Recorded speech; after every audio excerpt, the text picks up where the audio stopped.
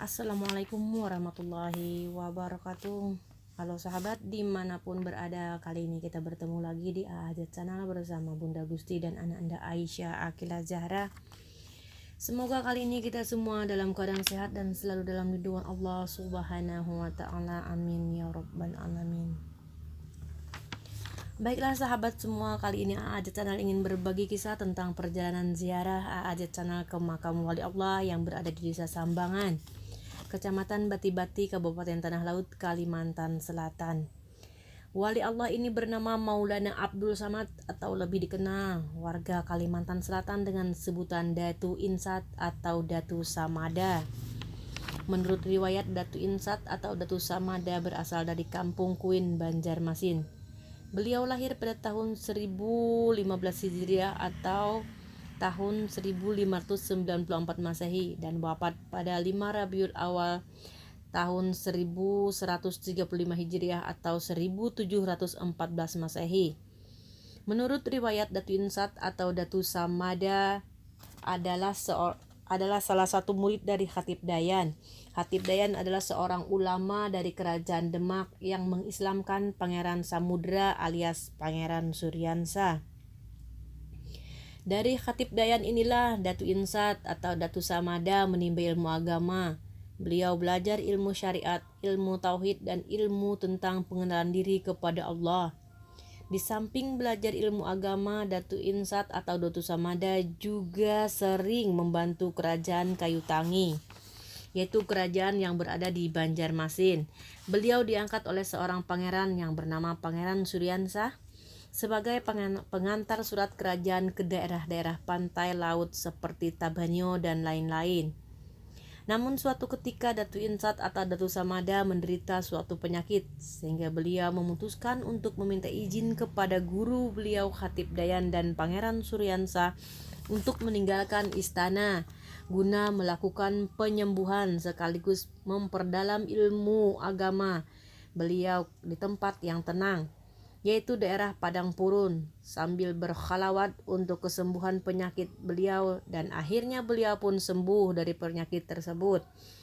Dari kejadian ini hingga termasyhurlah dengan sebutan Datu Insat yang artinya melebur diri kepada insan yang asli, yang mengandung rahasia kesempurnaan hidup dan mendekatkan diri kepada Allah Subhanahu wa ta'ala. Perjalanan hidup Datu Insat atau Datu Samada mengembara di daerah Danau Bamban di Desa Martada. Beliau mencari nafkah dengan berkebun dan mencari ikan. Beliau juga hobi memulut burung sambil mengembangkan ilmu agama. Menurut riwayat, Datu Insat atau Datu Samada ini memiliki banyak keistimewaan. Di antaranya adalah memiliki kekuatan gaib, tahan api, dapat menyusun telur satu persatu setinggi-tingginya ke atas, dapat menyeberang laut, dan dapat bersembunyi di dalam perut orang. Pada suatu hari, Datu Insat atau Datu Samada pernah ditantang untuk beradu kesaktian oleh seorang datu yang bernama Datu Mastanian atau yang lebih dikenal dengan nama Datu Samadi yang berasal dari Demak.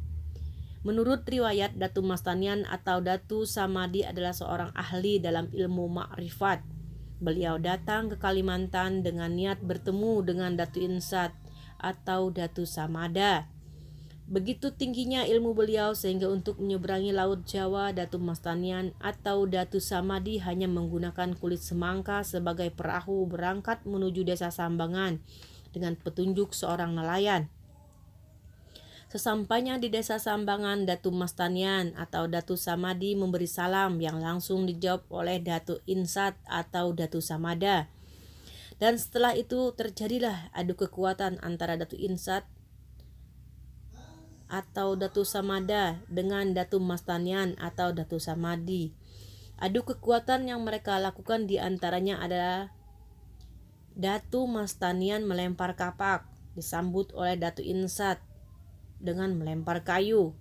Dilempar alu, disambut lesung, sehingga terjadi alu menembuk lesung dengan suara bertalu-talu, membahana ke seluruh pelosok desa sampai terdengar. Namun Datuk Mastanian atau Datu Samadi belum merasa puas.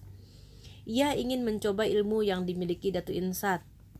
sehingga terjadilah adu sembunyi. Namun dimanapun Datu Mas Tamian bersembunyi, selalu ditemukan oleh Datu Insat, sehingga giliran Datu Insat yang bersembunyi dan Datu Mas Tamian tidak dapat menemukan tempat persembunyian beliau, yang sampai pada akhirnya Datu Mas Tamian merasa bosan karena tak dapat berhasil menemukan beliau.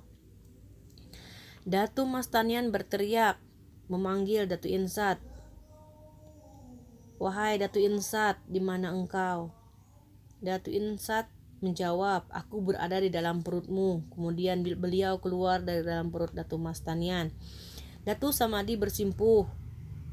Kemudian Datu Samadi mengangkat Datu Insat sebagai guru dan merelakan dirinya sebagai hadam sampai akhir hayatnya. Oke, sahabat A'ajat Channel, demikian kisah wali Allah yang sampai sekarang diyakini masyarakat banyak, membawa berkah dan sering dikunjungi para penziarah, baik dari dalam maupun dari luar. Bahkan masyarakat sampai saat ini mempercayai bahwa dengan izin Allah, berziarah ke makam Datu Insat dapat mengabulkan hajat mereka, seperti minta jodoh, lulus ujian sekolah, bisnis, dan lain-lain. Demikian sahabat perjalanan ziarah A'ajat Channel hari ini. Semoga kita dapat mengambil hikmah atas teladan para wali Allah. Sekian video kali ini dari A'ajat Channel. Jangan lupa subscribe, like, dan share, dan hidupkan lonceng notifikasi agar dapat update terbaru dari video kami. Wassalamualaikum warahmatullahi wabarakatuh.